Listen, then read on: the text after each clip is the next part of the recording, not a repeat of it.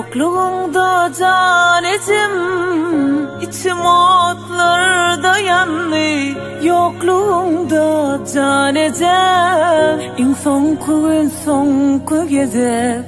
Gel bana sonku can, hoşlaşan son bizim bilen. Kızı yok yaşamanın, ne de piensem sensizliği. Yeke koyup gittin bizi, tümlük gece baran yerin. Ömrümden ömür kesildi, bilsem de sen gelmeyeceksin. Karaş yarın gelerine, oylanamda yokluğunu.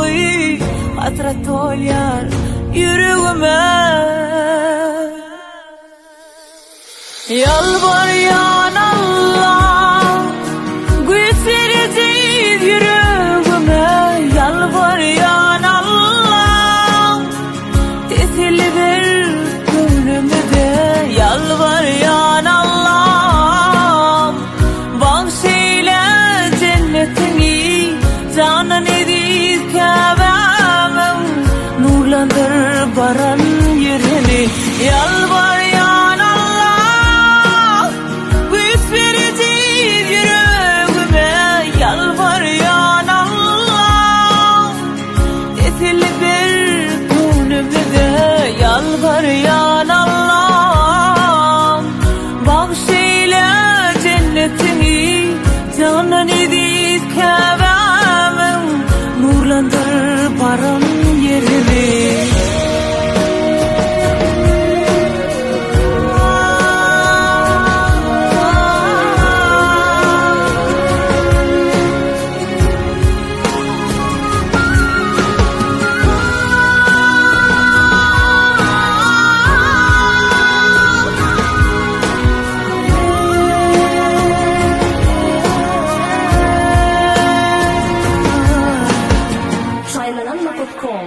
Birinci eksklusif. Yalvaryan Allah, güç vereceğiz yüreğime.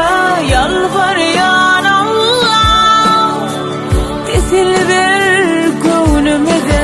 Yalvaryan Allah, bahşeyle cennetini. Canan ediz kâbâmım, nurlandır baran yerini.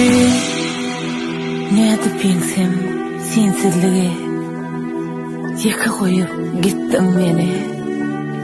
Tümlük gece baran yerim, ömrümden ömür kesildi. Bilsem de sen yokluğunu, karaş yarın gelerine. Oylanamda yokluğunu, hasret dolyar yüreğime.